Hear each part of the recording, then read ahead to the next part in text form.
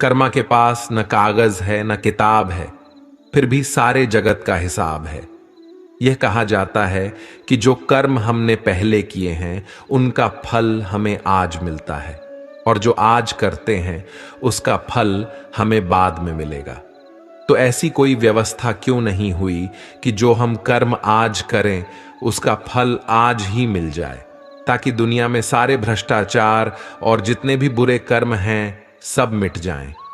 कुछ कर्मों का फल तुरंत मिलता है और कुछ का फल कालांतर में मिलता है। कैसे मिलता है, आइए समझते हैं। पुण्य का प्रत्यक्ष फल क्या है? प्रसन्नता और संतुष्टि। और पाप का प्रत्यक्ष फल क्या है? तनाव। पुण्य किया, प्रसन्नता आई, संतोष मिला। पाप किया, टेंशन आई, संताप मिला, एकदम तुरंत। अगर आप राह चलते किसी भिखारी या किसी गरीब को 2 रोटी खिलाएं तो रोटी खिलाने के कितनी देर बाद संतुष्टि आएगी? तुरंत। और अगर आपने किसी के जेब से रुपया निकाला तो रुपया निकालने के बाद आपके मन में टेंशन कितनी देर बाद आएगी?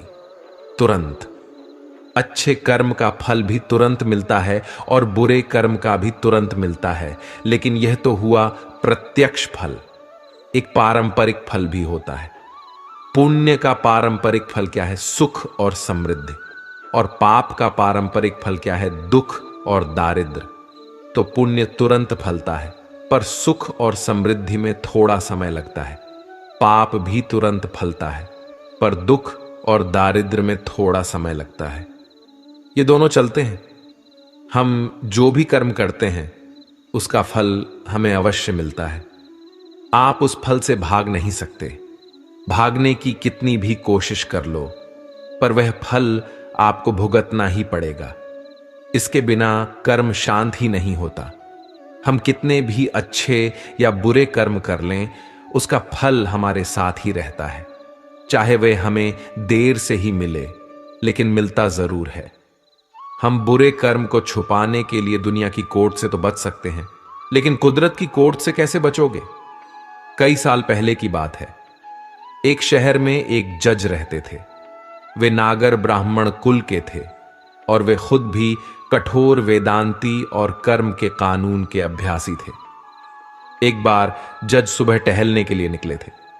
तब उन्होंने देखा कि एक व्यक्ति भाग रहा था और उसके पीछे भागते हुए व्यक्ति ने पीछे से एक खंजर उसके शरीर में मार दिया। उसने तब तक वार किए जब तक वह मर नहीं गया। यह घटना जज साहब ने अपनी आंखों से देखी। खूनी भाग गया था। उस खूनी को जज साहब ने ठीक तरह से देखा था। फिर जज साहब घर गए, लेकिन यह बात उन्होंने किसी को नहीं बताई, क्योंकि हत्या का केस आखिर में उनके कोर्ट में ही तो आने वाला था। फिर पुलिस की पूछताछ शुरू हुई। 6 महीने में पुलिस की संपूर्ण जांच पूरी हुई। हत्या का मामला दर्ज किया गया और आखिर में यह मामला उस जज के पास ही आया। लेकिन उन्होंने देखा कि आरोपी कोई और था। उन्होंने उस दिन जिस खूनी को देखा था वह यह नहीं था। फिर मुकदमा शुरू हुआ। उस व्यक्ति को ही खूनी साबित करने के ठोस सबूत मिले। जज साहब जानते थे कि यह व्यक्ति बेकसूर है, लेकिन जज को सबूतों के आधार पर ही फैसला देना होता है। न्यायाधीश अपने व्यक्तिगत आधार पर किसी को बेकसूर नहीं कह सकते। इसलिए उस निर्दोष प्रतिवादी को सबूतों के आधार पर खूनी करार दिया गया। लेकिन जज साहब एक वेदांती और कुदरत के कर्म के नियम के पक्के अभ्यासी थे।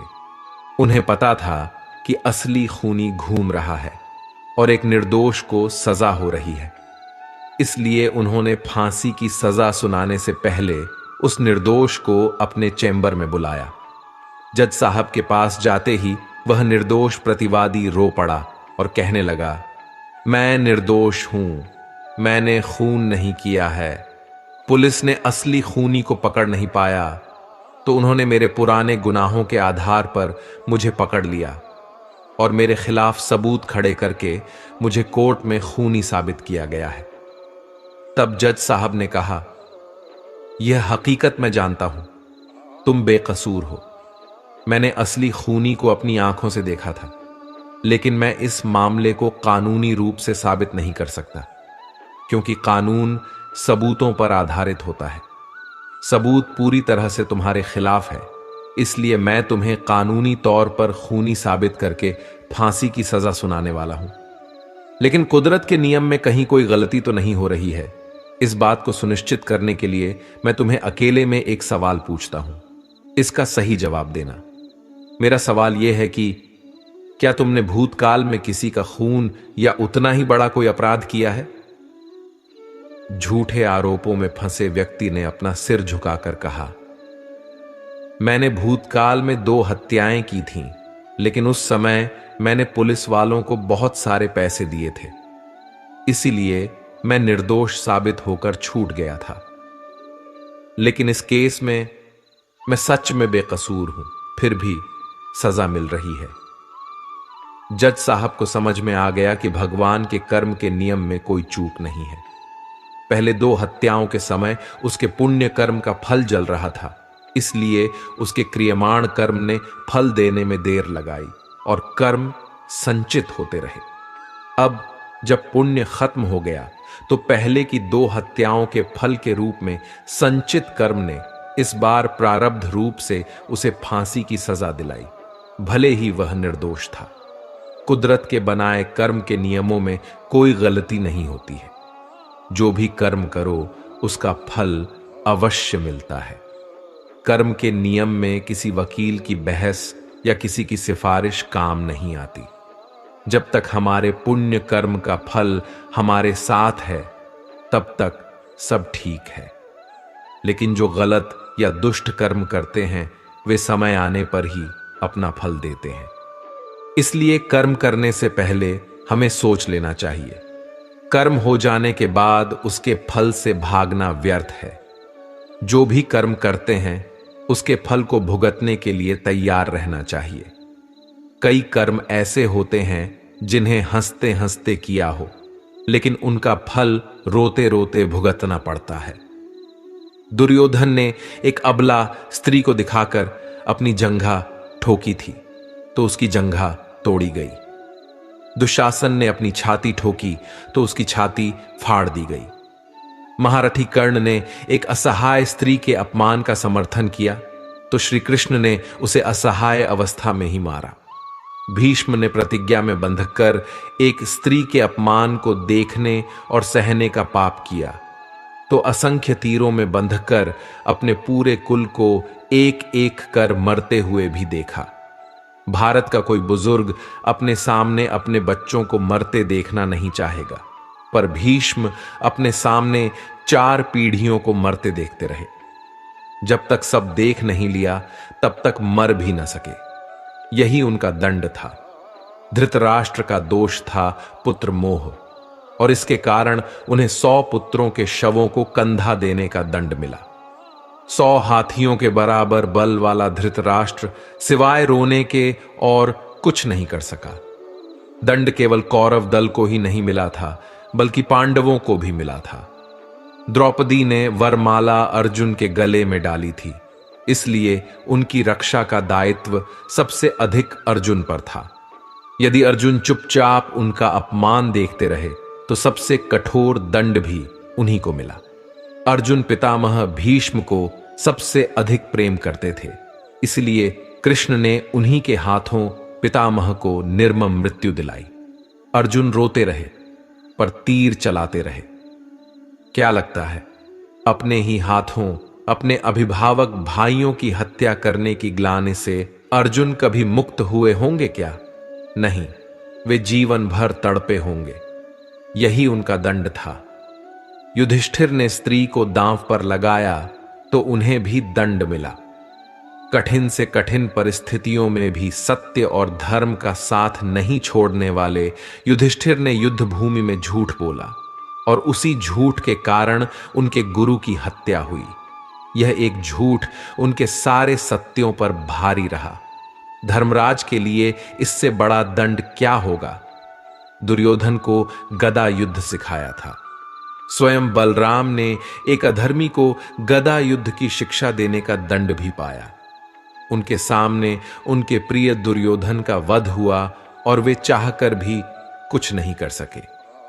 उस युग में दो योद्धा ऐसे थे जो अकेले सबको दंड दे सकते थे, कृष्ण और महात्मा बर्बरीक पर। कृष्ण ने ऐसे कुकर्मियों के विरुद्ध शस्त्र उठाने से इनकार कर दिया और बर्बरीक को युद्ध में उतरने से रोक दिया। लोग पूछते हैं कि बर्बरीक का वध क्यों हुआ। यदि बर्बरीक का वध नहीं हुआ होता तो द्रौपदी के अपराधियों को यथोचित दंड नहीं मिल पाता। कृष्ण युद्ध भूमि में विजय और पराजय तय करने के लिए नहीं उतरे थे। कृष्ण इन अपराधियों को दंड दिलाने के लिए ही कुरुक्षेत्र में उतरे थे। कुछ लोगों ने कर्ण का बड़ा महिमा मंडन किया है, पर सुनिए, कर्ण कितना भी बड़ा योद्धा क्यों न रहा हो, कितना भी बड़ा दानी क्यों न रहा हो, एक स्त्री के वस्त्र हरण में सहयोग का पाप इतना बड़ा है कि उसके समक्ष सारे पुण्य छोटे पड़ जाएंगे। स्त्री कोई वस्तु नहीं है कि उसे दांव पर लगाया जाए।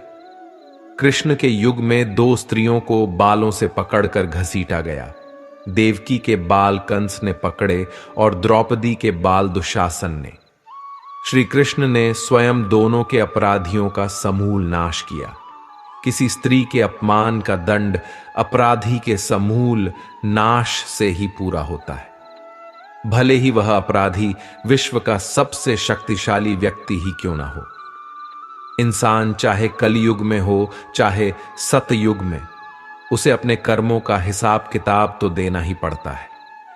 जिसने जैसे कर्म संसार में किए हैं उन्हीं के अनुसार उसे अपने कर्मों का फल भोगना भी पड़ेगा। यही संसार का नियम है। एक राजा बड़ा धर्मात्मा, न्यायकारी और परमेश्वर का भक्त था। उसने ठाकुर जी का मंदिर बनवाया और एक ब्राह्मण को उसका पुजारी नियुक्त किया। वह ब्राह्मण बड़ा सदाचारी, धर्मात्मा और संतोषी था। वह राजा से कभी कोई याचना नहीं करता था और राजा भी उसके स्वभाव से बहुत प्रसन्न था। उसे राजा के मंदिर में पूजा करते हुए 20 वर्ष बीत गए।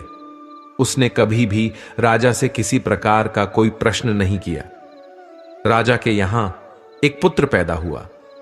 राजा ने उसे पढ़ा लिखा कर विद्वान बनाया और बड़ा होने पर उसकी शादी एक सुंदर राजकन्या से करा दी। शादी के बाद जिस दिन राजकन्या को अपने राजमहल में लाया गया, उसी रात राजकुमारी को नींद नहीं आई। वह इधर उधर घूमने लगी। जब वह अपने पति के पलंग के पास आई तो क्या देखती है कि हीरे जवाहरात जड़ित मूठ वाली एक तलवार पड़ी है। राजकन्या ने देखने के लिए वह तलवार म्यान से बाहर निकाली। तीक्ष्ण धार वाली और बिजली के समान प्रकाशमान तलवार देखकर वह डर गई। डर के मारे तलवार उसके हाथ से गिर पड़ी और राजकुमार की गर्दन पर जा लगी। राजकुमार का सिर कट गया और वह मर गया। राजकन्या पति की मृत्यु से अत्यधिक शोकित हो गई और उसने परमेश्वर से प्रार्थना की, हे प्रभु, मुझसे यह पाप कैसे हो गया? पति की मृत्यु मेरे ही हाथों हो गई। आप तो जानते हैं, परंतु सभा में मैं सत्य नहीं कहूंगी, क्योंकि इससे मेरे माता पिता और सास ससुर को कलंक लगेगा और कोई भी इस बात पर विश्वास नहीं करेगा। प्रातःकाल जब पुजारी स्नान के लिए कुएं पर आया तो राजकन्या ने उसे देखकर विलाप करना शुरू कर दिया और कहने लगी, मेरे पति को कोई मार गया। लोग इकट्ठे हो गए और राजा साहब आकर पूछने लगे, किसने मारा है? वह कहने लगी, मैं जानती तो नहीं कि कौन था, परंतु उसे ठाकुर जी के मंदिर में जाते देखा था। राजा समेत सभी लोग ठाकुर जी के मंदिर पहुंचे और देखा कि ब्राह्मण पूजा कर रहा था। उन्होंने उसे पकड़ लिया और पूछा, तूने राजकुमार को क्यों मारा? ब्राह्मण ने कहा, मैंने राजकुमार को नहीं मारा। मैंने तो उनका राजमहल भी नहीं देखा है। इसमें ईश्वर साक्षी है। बिना देखे किसी पर अपराध का दोष लगाना ठीक नहीं है। ब्राह्मण की बात कोई नहीं सुनता था। कोई कुछ कहता था तो कोई कुछ और।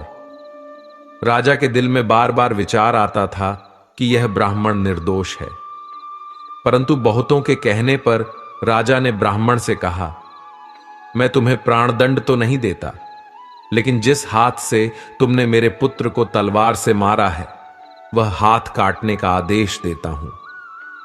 ऐसा कहकर राजा ने उसका हाथ कटवा दिया। इस पर ब्राह्मण बहुत दुखी हुआ और राजा को अधर्मी जानकर उस देश को छोड़कर चला गया। वह ब्राह्मण किसी विद्वान ज्योतिषी की खोज में लग गया, जिससे वह बिना किसी अपराध के अपने हाथ कटने का कारण पूछ सके। किसी ने उसे बताया कि काशी में एक विद्वान ज्योतिषी रहते हैं। तब वह उनके घर पहुंचा। ज्योतिषी कहीं बाहर गए थे। उसने उनकी धर्मपत्नी से पूछा, माताजी, आपके पति ज्योतिषी महाराज कहां गए हैं? तब उस स्त्री ने अपने मुख से अयोग्य असह्य दुर्वचन कहे, जिन्हें सुनकर ब्राह्मण हैरान हुआ और मन ही मन कहने लगा कि मैं तो अपना हाथ कटने का कारण पूछने आया था, परंतु अब इनके ही हाल पहले पूछूंगा। इतने में ज्योतिषी आ गए। घर में प्रवेश करते ही ब्राह्मणी ने अनेक दुर्वचन कहकर उनका तिरस्कार किया, परंतु ज्योतिषी जी चुप रहे और अपनी स्त्री को कुछ भी नहीं कहा। तदनंतर वे अपनी गद्दी पर बैठे। ब्राह्मण को देखकर ज्योतिषी ने कहा, कहिए ब्राह्मण देवता, कैसे आना हुआ? ब्राह्मण ने कहा, मैं तो अपने बारे में पूछने के लिए आया था, परंतु पहले आप अपना हाल बताइए कि आपकी पत्नी अपनी जुबान से आपका इतना तिरस्कार क्यों करती है, जो किसी से भी सहा नहीं जाता, और आप इसे सहन कर लेते हैं। इसका कारण क्या है? ज्योतिषी ने कहा, यह मेरी स्त्री नहीं, मेरा कर्म है। दुनिया में जिसे भी देखते हो, भाई, पुत्र, शिष्य, पिता, गुरु संबंधी, जो कुछ भी है, सब अपना कर्म ही है। यह स्त्री नहीं, मेरा किया हुआ कर्म ही है, और यह भोगे बिना नहीं कटेगा। अपना किया हुआ जो भी शुभ अशुभ कर्म है वह अवश्य ही भोगना पड़ेगा। बिना भोगे तो सैकड़ों करोड़ों कल्पों के गुजरने पर भी कर्म नहीं टल सकता। इसलिए मैं अपने कर्म खुशी से भोग रहा हूं और अपनी स्त्री की ताड़ना भी नहीं करता, ताकि आगे इस कर्म का फल न भोगना पड़े। महाराज, आपने क्या कर्म किया था? सुनिए, पूर्व जन्म में मैं कौवा था और मेरी स्त्री घड़ी थी। इसकी पीठ पर फोड़ा था। फोड़े की पीड़ा से वह बहुत दुखी थी और कमजोर भी हो गई थी। मेरा स्वभाव बड़ा दुष्ट था, इसलिए मैं उसके फोड़े में चोंच मारकर उसे और ज्यादा दुखी करता था। जब दर्द के कारण वह कूदती थी तो उसकी फजीहत देखकर मैं खुश होता था। मेरे डर के कारण वह सहसा बाहर नहीं निकलती थी, किंतु मैं उसे ढूंढता फिरता था। वह जहां मिलती वहीं उसे दुखी करता था। आखिर मेरे द्वारा बहुत सताए जाने पर त्रस्त होकर वह गांव से 10-12 मील दूर जंगल में चली गई। वहां गंगा जी के किनारे सघन वन में हरी हरी घास खाकर और मेरी चोटों से बचकर सुखपूर्वक रहने लगी। लेकिन मैं उसके बिना नहीं रह सकता था। उसे ढूंढते ढूंढते मैं उसी वन में जा पहुंचा और वहां उसे देखते ही मैंने उसकी पीठ पर जोर से चोंच मारी।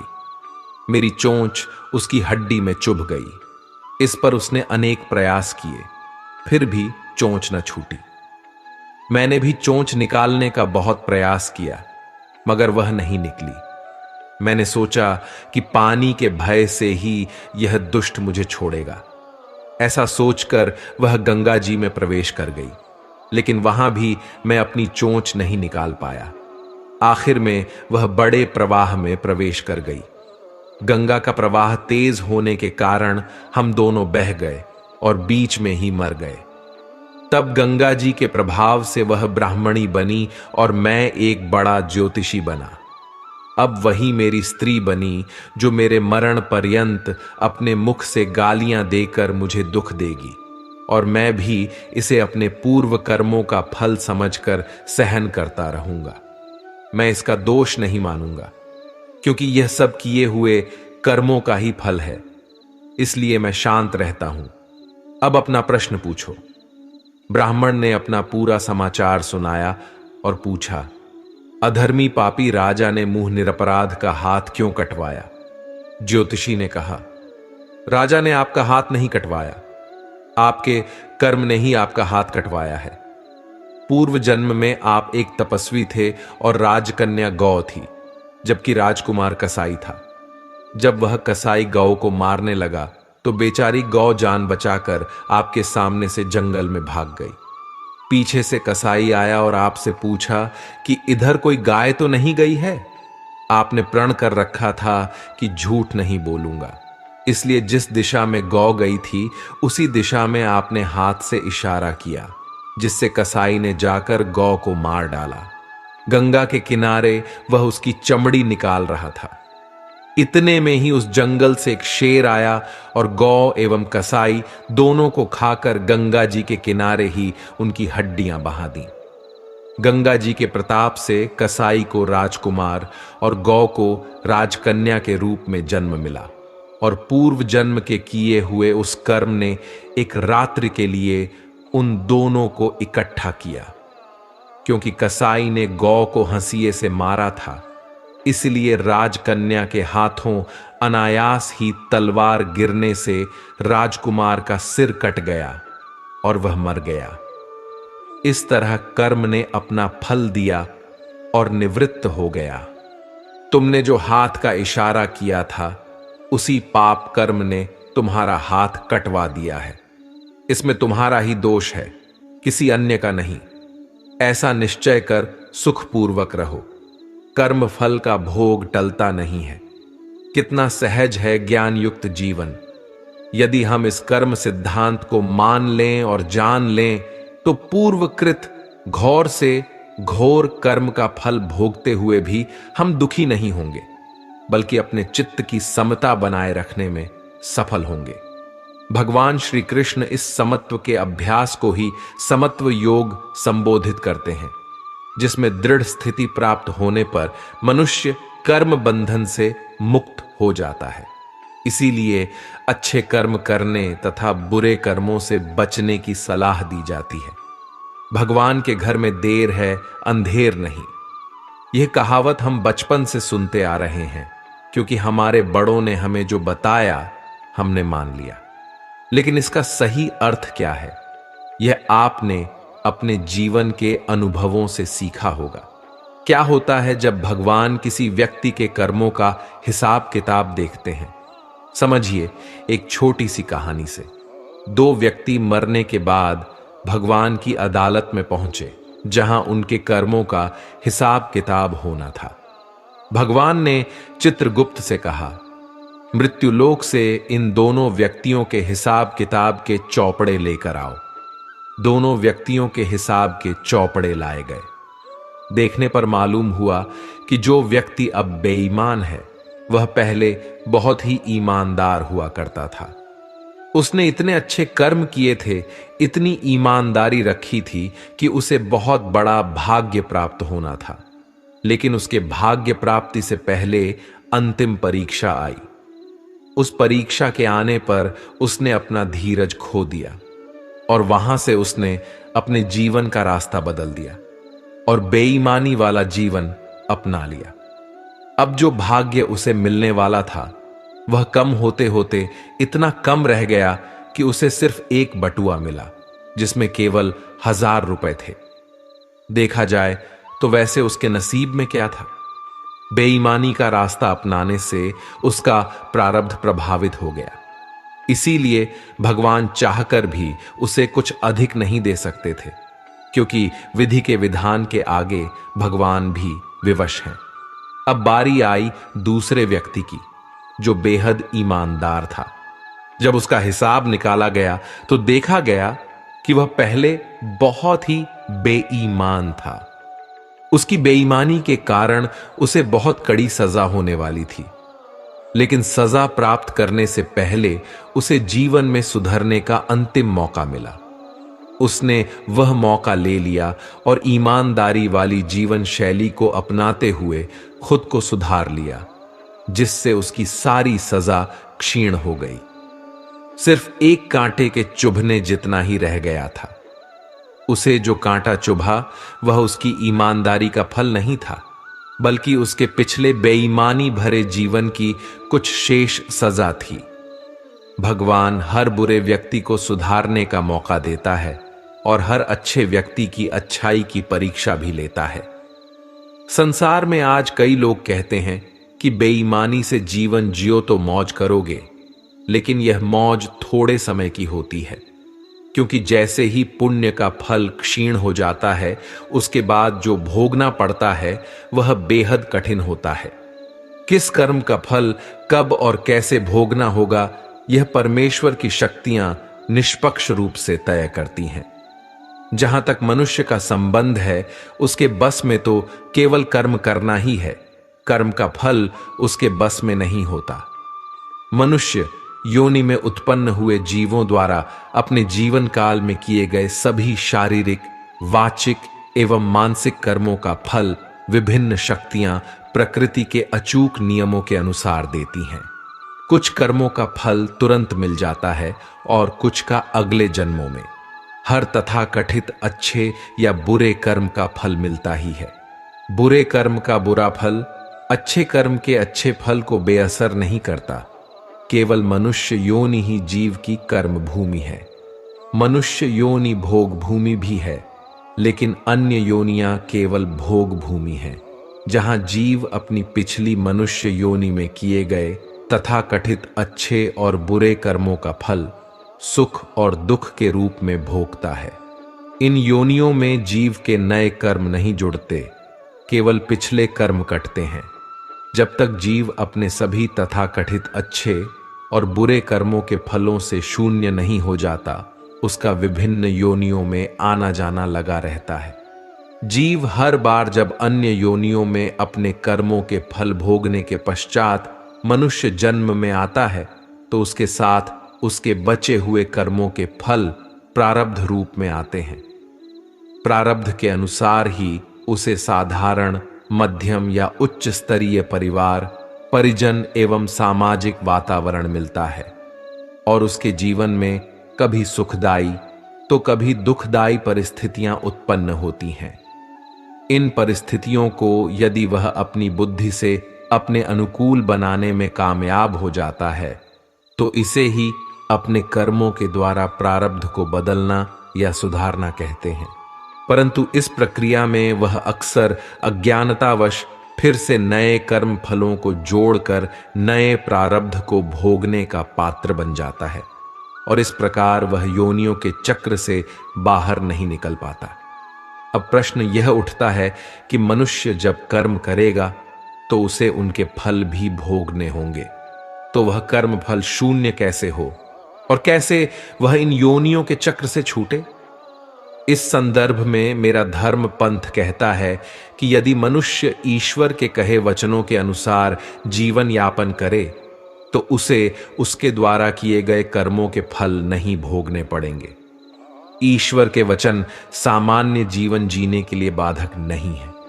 ये वचन मुख्यतः यह कहते हैं कि हम जो कुछ भी करें, इस बात का ख्याल रखें कि हम कोई भी क्रिया करते हुए किसी भी प्राणी के शारीरिक, मानसिक या भावनात्मक दुख का कारण न बने। इसके अतिरिक्त जो परमेश्वर के वचन हैं, वे हमसे कोई असामान्य, कठिन कार्य करने को नहीं कहते हैं। वे केवल हमसे हमारी प्राकृतिक आवश्यकताओं की पूर्ति करते हुए और अपने स्वधर्म को निभाते हुए विकृति रहित स्वस्थ जीवन जीने के लिए कहते हैं। स्वधर्म अर्थात अपने परिवार, अपने समाज और मानवता के प्रति हमारे कर्तव्य। हमारे इस उपक्रम के लिए परमेश्वर हमें आवश्यक ज्ञान पहुंचाने का कोई न कोई निमित्त बना देते हैं। परमेश्वर को हमसे कुछ नहीं चाहिए, बस हमें ही इस अमूल्य मनुष्य जन्म को सार्थक करने की आवश्यकता है। अपने जीवन को निष्काम होकर जीते हुए, पाप पुण्य रहित बनाकर। रामायण हिंदू धर्म के सबसे महान ग्रंथों में से एक है, जिसे पढ़ने या सुनने मात्र से एक अद्भुत शांति की प्राप्ति होती है। इसमें वर्णित प्रत्येक प्रसंग हमें जिंदगी जीने और उसे अनुभव करने की कला सिखाता है। इन प्रसंगों से सीख लेकर हम अपने जीवन को सही रास्ते पर चला सकते हैं। रामायण से हमें एक और बड़ी सीख मिलती है। वह तो आप जानते ही हैं कि बुराई के आगे हमेशा अच्छाई की ही जीत होती है। कई बार हमारे जीवन में ऐसी घटनाएं घटती हैं जो हमें निराशा की ओर ले जाती हैं और हमें लगने लगता है कि ऐसा मेरे साथ ही क्यों हुआ। लेकिन सही मायनों में ऐसी घटनाएं हमारे कर्मों का ही नतीजा होती हैं, जिनसे हमें होकर गुजरना पड़ता है। हमारे अच्छे और बुरे कर्म ही हमारा भाग्य बनाते हैं। भगवान राम के वनवास के समय राजा दशरथ को एहसास हुआ कि अच्छे और बुरे कर्मों के फल से ही भाग्य बनता है। कोई भी व्यक्ति जैसा काम करेगा, उसके भाग्य का निर्माण भी वैसा ही होगा। जब श्री राम सीता और लक्ष्मण के साथ वनवास को चले गए तो राजा दशरथ उनके वियोग में दिन रात तड़पने लगे। राजा दशरथ समझ गए कि ऐसा तो होना निश्चित था, इसे टाला नहीं जा सकता था, क्योंकि नियति ने यह सब पहले से ही तय कर रखा था। तभी तो उन्हें पुत्र वियोग मिला। पुत्र राम के चले जाने के बाद उन्हें अपनी गलतियों पर पश्चाताप होने लगा, और एक दिन जब वे महारानी कौशल्या के साथ थे तो वे पुत्र राम को याद करके दुख और पुत्र वियोग की पीड़ा में घिर गए। उन्हें याद आया कि उनसे युवावस्था में श्रवण कुमार की हत्या हुई थी। उनके हाथों बूढ़े और अंधे मां बाप का इकलौता सहारा छिन गया था। श्रवण के प्राण जाने के बाद उसके मां बाप ने भी कैसे तड़प तड़प कर अपने प्राण त्याग दिए थे। मरते वक्त उनके मुंह से एक ही आवाज आ रही थी कि हे राजा दशरथ, जैसे हम अपने पुत्र के वियोग में तड़प तड़प कर मर रहे हैं, ईश्वर करे एक दिन तू भी अपने पुत्र के वियोग में ऐसे ही तड़पे। इसलिए आज यह उसी श्राप का परिणाम है जो उनके सामने आया है। पुत्र वियोग का असहनीय दुख आज समझ आया कि यह क्या होता है।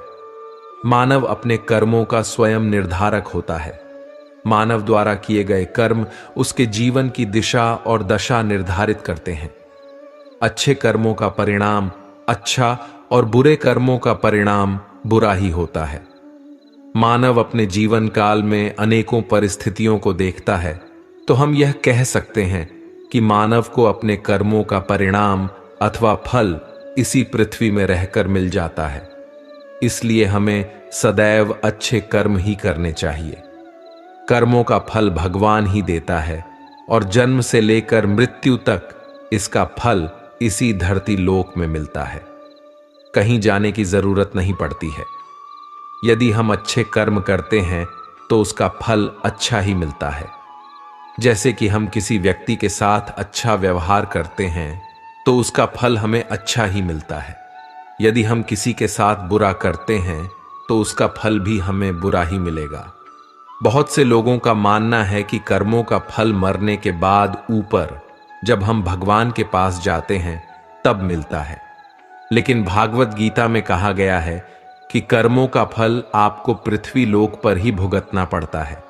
यानी कि जो व्यक्ति जैसा कर्म करेगा उसे उसी के अनुसार फल प्राप्त होगा। जैसे कि कोई व्यक्ति अच्छा कार्य करता है तो उसे अच्छे फल की प्राप्ति होती है, और यदि कोई बुरा कर्म करता है तो उसे नरक की प्राप्ति होती है। इसलिए हमें कभी भी किसी के साथ बुरा नहीं करना चाहिए और हमेशा सबके बारे में हित ही सोचना चाहिए। हमारे द्वारा पृथ्वी लोक में किए गए कर्मों का फल भगवान ऊपर देता है। जो व्यक्ति जैसा कर्म करता है उसे भगवान स्वर्ग या नरक में भेजता है और उसके हिसाब से ही उसे दंड दिया जाता है। हर व्यक्ति के लिए अलग अलग दंड दिए जाते हैं।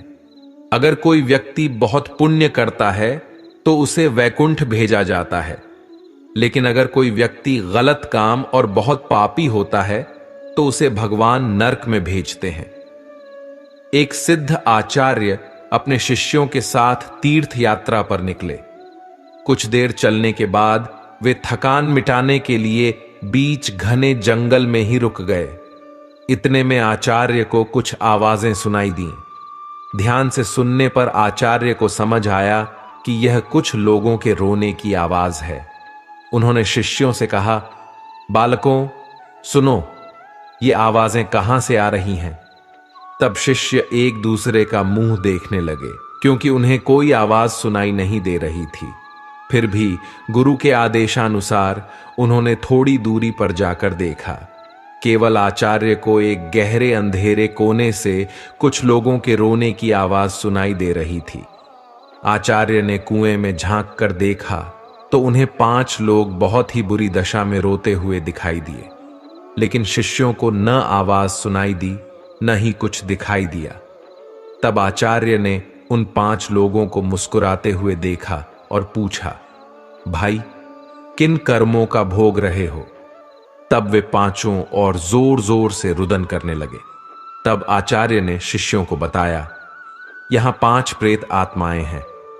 ये सुनकर शिष्य डर गए। तब आचार्य बोले, बालकों डरो नहीं, तुम सभी इनसे ज्यादा शक्तिमान हो, क्योंकि तुम सब कर्मों से महान हो और ये सभी आज अपनी पिछली करनी का भोग रहे हैं। आज के समय में इनसे दुर्बल कोई नहीं है। तब शिष्य ने पूछा, इन्होंने क्या किया है? तब आत्माओं ने उत्तर दिया कि वे पिछले जन्म में ब्राह्मण, क्षत्रिय, बनिया, शूद्र और एक लेखक थे। पहले आत्मा ने कहा, मैं पिछले जन्म में ब्राह्मण था, भिक्षा मांगता था, लेकिन उस भिक्षा को भोग विलास में खर्च करता था। दूसरे ने कहा, मैं क्षत्रिय था और अपनी शक्ति का दुरुपयोग निर्बल, असहाय गरीबों पर करता था। तीसरे ने कहा, मैं बनिया था, बस अपने फायदे की सोचता था और हमेशा मिलावट करके सामान बेचता था, जिससे कई लोग मारे गए। चौथे ने कहा, मैं शूद्र था, बहुत आलसी और जिम्मेदारी से भागता था, अपने माता पिता को पीटता था और दिन रात नशा करता था। पांचवे ने कहा, मैं एक लेखक था, अश्लील कथाएं लिखता था और मैंने समाज को वासना का पाठ सिखाया था। इस तरह वे सभी पापी अपने पापों का भोग कर रहे थे। उन्होंने आचार्य से निवेदन किया, आप गुरु हैं, आप दुनिया वालों को समझाएं कि बुराई का रास्ता क्षणिक खुशी देता है, लेकिन इसका दंड कई जन्मों तक अंधकार में भोगना पड़ता है। मनुष्य को कर्मों का फल भोगना ही पड़ता है, चाहे वह किसी भी जन्म में हो। कहते हैं, जिस तरह ईश्वर हैं वैसे ही भूत भी होते हैं, लेकिन वे जितने दुर्बल होते हैं उतना कोई नहीं। व्यक्ति कितना भी इतरा जाए, नियति उसके कर्मों का हिसाब रखती ही है। इसलिए सदैव सद्मार्ग पर चलें। अगर गलती हुई भी है तो उसे सुधारें। दोस्तों, आपने बुजुर्गों को कहते सुना होगा कि कर्मों का फल सबको मिलता है। संसार में जिस भी प्राणी ने जन्म लिया है उसे अपने कर्मों का फल भोगना ही पड़ता है और उससे मुक्ति नहीं मिलती है। यह अलग बात है कि कर्मों का फल कब मिलता है। जो कर्म ज्यादा होते हैं उनका फल बाद में मिलता है और जो कम होते हैं उनका पहले। बुरे कर्मों का फल इसी जन्म में भोगना पड़ता है और अच्छे कर्मों का फल अगले जन्म में या इसी जन्म के कुछ दिनों बाद मिलता है। लेकिन कर्मों का फल हमेशा मिलता है। कर्मों का फल आपको इसी धरती पर ही मिलेगा। आज नहीं तो कल आपको अपने कर्मों का फल भुगतना ही पड़ेगा। यदि आप अच्छा कर्म करते हैं तो आपको अच्छा फल मिलेगा। यदि आप बुरा कर्म करते हैं तो आपको बुरा फल मिलेगा, लेकिन फल तो मिलेगा ही, इससे कोई नहीं बच सकता है। यदि आप लोगों के साथ गलत और बुरा व्यवहार करते हैं तो भगवान आपको बहुत कड़ी सजा देगा, जिसके बारे में शायद आपको अंदाजा भी नहीं है। और यदि आप लोगों के साथ अच्छा व्यवहार करते हैं तो भगवान आपके साथ हमेशा अच्छा ही करेगा। आपको अपने जीवन में हमेशा खुशियां ही मिलेंगी। कर्म के सिद्धांत का पालन करके हम अपनी दिशा और गति को नियंत्रित कर सकते हैं, जो हमें अपने लक्ष्यों तक पहुंचने के लिए मार्गदर्शन करता है। व्यक्ति की सफलता का आधार उसके कर्म होते हैं। एक सच्चे और साफ दिल से किया गया कर्म कभी निष्फल नहीं होता।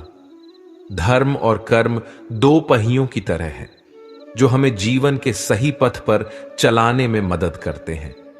इन दोनों के बिना हम अपने सच्चे उद्देश्य को प्राप्त नहीं कर सकते। एक व्यक्ति के कर्म उसके विचारों, भावनाओं और इच्छाओं का प्रतिबिंब होते हैं।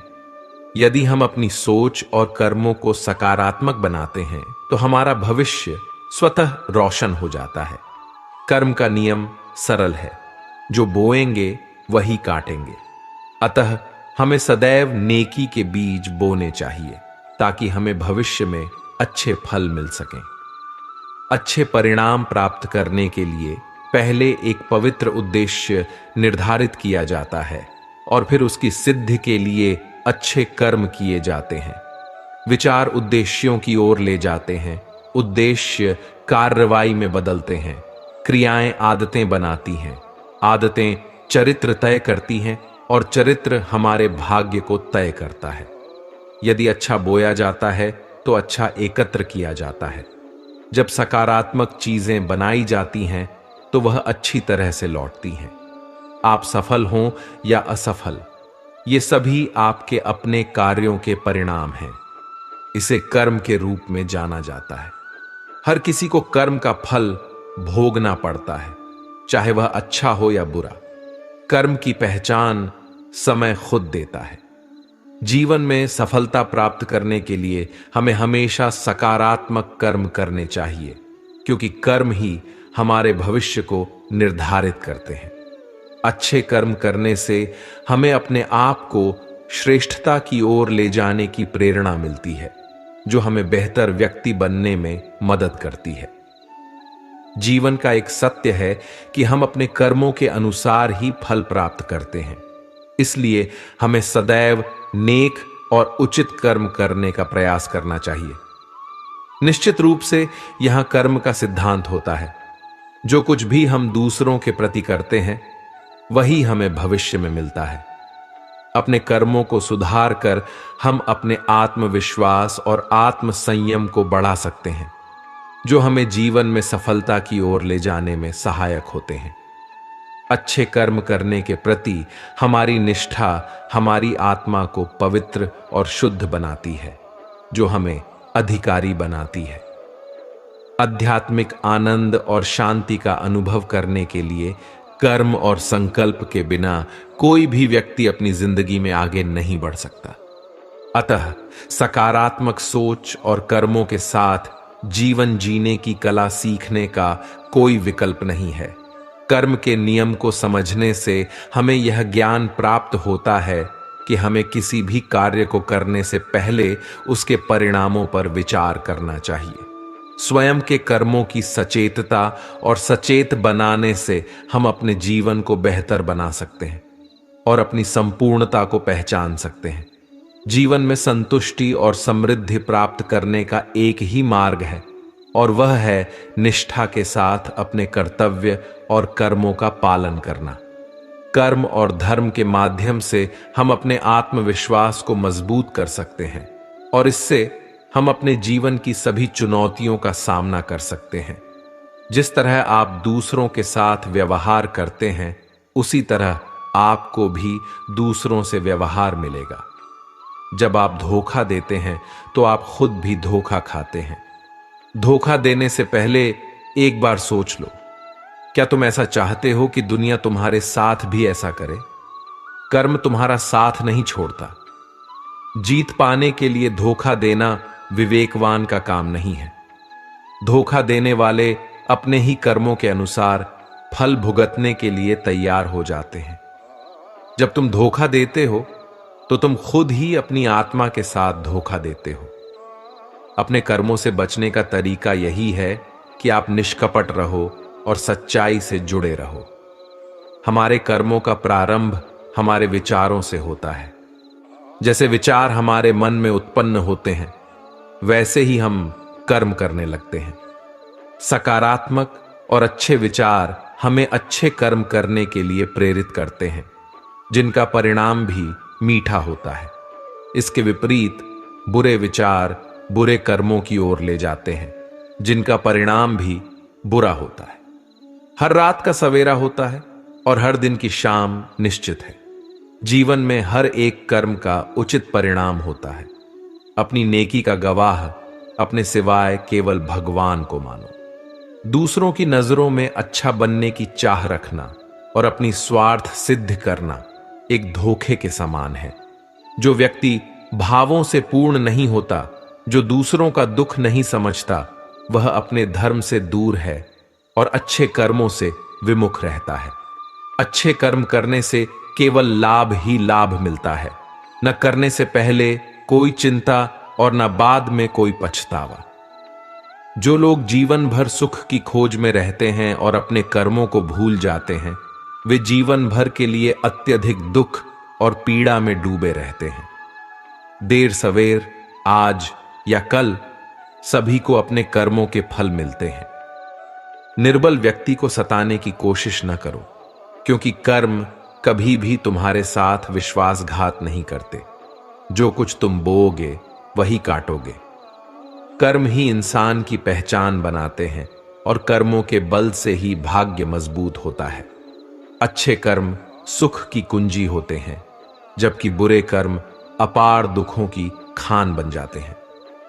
इस संसार में सब कुछ अस्थाई है। यह तन, मन, मोह और माया सब अस्थाई हैं।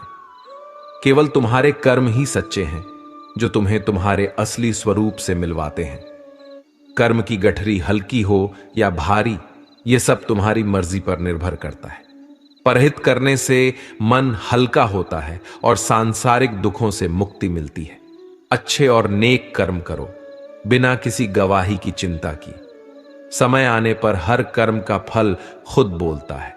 कर्म करते चलो, ये मानकर कि नतीजा अच्छा ही होगा। सांसारिक मोह माया दुखों का एकमात्र कारण है। जिस क्षण यह सत्य जान लिया जाता है, सभी चिंताएं स्वतः ही समाप्त हो जाती हैं। जैसे समुद्र सभी नदियों को समाहित कर लेता है और उन्हें एक समान बना देता है, वैसे ही हमें भी अपनी हस्ती को समुद्र जैसी बनानी चाहिए। हर किसी को अपने अंदर समाहित कर लो। जो खुशी से किसी के मुख पर मुस्कान लाता है, किसी को अपनी खुशी सौंपता है, उसके लिए भगवान उसके खाते में सुख समृद्धि भरते हैं। प्रेम में इतनी शक्ति है कि स्वयं भगवान भी खिंचे चले आते हैं। शबरी के झूठे बैरों को प्रभु चाव से खाते हैं। नारायणी सेना दुर्योधन को दे दी जाती है, जबकि माधव स्वयं पांडवों के सारथी बन जाते हैं। यदि बनना है तो सच्चा सहारा बनो। जो दूसरों का बुरा करते हैं, उनका भी बुरा होता है। कर्म चक्र कभी भी थमता नहीं है। जो कुछ बोओगे वही काटोगे। दूसरों का बुरा चाहने वाले अपने लिए भी बुरा चाहते हैं। अपना समय यह सोचकर बर्बाद न करो कि दूसरों ने तुम्हारे साथ क्या बुरा किया है। कर्मा को अपना जवाब देने दो।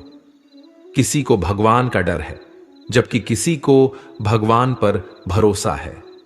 किनारे पर बैठकर भी वे डरते हैं, जिनके हृदय बुरे भावों से भरे होते हैं। बीच भंवर में भी वे निर्भीक खड़े रहते हैं। जो अच्छे कर्मों को जीवन का लक्ष्य बनाते हैं, अच्छे पथ पर चलते हुए बाधाओं से डरने की कोई आवश्यकता नहीं होती। खाली हाथ आए थे और खाली हाथ ही जाना है, फिर खजाने भरने का क्या फायदा। इस शरीर पर इतराने का कोई कारण नहीं है। हमारा शरीर पृथ्वी, जल, वायु, अग्नि और आकाश से बना है और अंत में इन्हीं में मिल जाएगा। कर्म का क्षेत्र केवल एक है। अब अपना दायित्व पहचानो। जीवन में सुख और दुख कर्मों पर आधारित होते हैं। यहां कुछ भी शाश्वत नहीं है। हर चीज आनी जानी है। केवल अच्छे कर्म ही सदा बनकर तुम्हारे नाम की निशानी रहते हैं। जो दिया जाता है, जैसा भी जिस भाव से दिया जाता है, वह लौटकर अवश्य आता है। कर्म के प्रभाव से जब तुम किसी का भला करते हो और वह बदले में बुरे भाव रखता है, तो इस बात का दुख मत मनाओ। कर्म हर एक का हिसाब रखता है। अच्छे कर्म, अच्छे संस्कार भाग्य से जुड़कर नहीं आते, बल्कि स्वयं कमाने होते हैं। अवसर कभी मुड़कर नहीं आते। मीठी वाणी से बढ़कर जग में कोई मोल नहीं। परहित में जो समय व्यतीत किया उसका कोई मोल नहीं। स्वार्थ साधकर भलाई नहीं होती और दंभ में पुण्य की कमाई नहीं होती। यदि दिखावे के लिए तुम सबके नजरों में अच्छा बनने की कोशिश कर रहे हो तो यह अच्छाई नहीं होती। अच्छे काम करने के लिए कभी विचारने की जरूरत नहीं होती। यह रंग मन पर चढ़ा कर रखो और कभी उतारने की जरूरत नहीं होती। जो बीत गया उस पर पछताना नहीं चाहिए और भविष्य के लिए घबराना नहीं चाहिए। जो है वह आज है। नेक कर्म करते चलो, हार कर रुक जाना नहीं। कोई साथ नहीं रहता, केवल तुम्हारे कर्म तुम्हारे साथ रहते हैं। परोपकार को अपना ध्येय बनाओ, इससे बढ़कर कोई धर्म नहीं है। यहां नेकी करने वाले का जीवन महकता है जैसे चंदन की खुशबू फैलती है। तन की सुंदरता से ज्यादा मन की सुंदरता पर ध्यान दो, क्योंकि निश्चल मन के अंदर स्वयं भगवान बसते हैं। विशाल रूप में खड़ी बुराई से लड़ने के लिए कौरव सेना से पराजय भी निश्चित हो, फिर भी अच्छाई के संग जब स्वयं केशव सारथी बनकर साथ होते हैं तो जीत निश्चित होती है। स्वार्थ मन में रखकर कभी अच्छे काम नहीं होते। निस्वार्थ भाव से किया गया परहित का काम अमूल्य होता है। इंसान कभी भी कमजोर नहीं होता, परिस्थितियां उसे विवश कर देती हैं। जो धैर्य कभी नहीं खोता उसे स्वयं हरि मार्ग दिखाते हैं। बुरे कर्मों से क्षणिक सुख प्राप्त हो सकता है, लेकिन विधाता जब फल बांटता है तो जीवन में हर क्षण पछताना पड़ता है। भाग्य और कर्म में एक गहरा रिश्ता होता है। कर्म के बल पर भाग्य बनता और बिगड़ता है। जब मन में संशय हो कि किस पथ पर कदम बढ़ाना है तो स्वयं से यही प्रश्न करो कि कड़वे या मीठे कौन से फल पाना चाहते हो। किसी का भला करने से बड़ा जग में कोई पूजा नहीं होती। अच्छाई के सम्मुख बुराई टिक नहीं पाती। अच्छे कर्मों से बड़ी कोई शक्ति नहीं होती।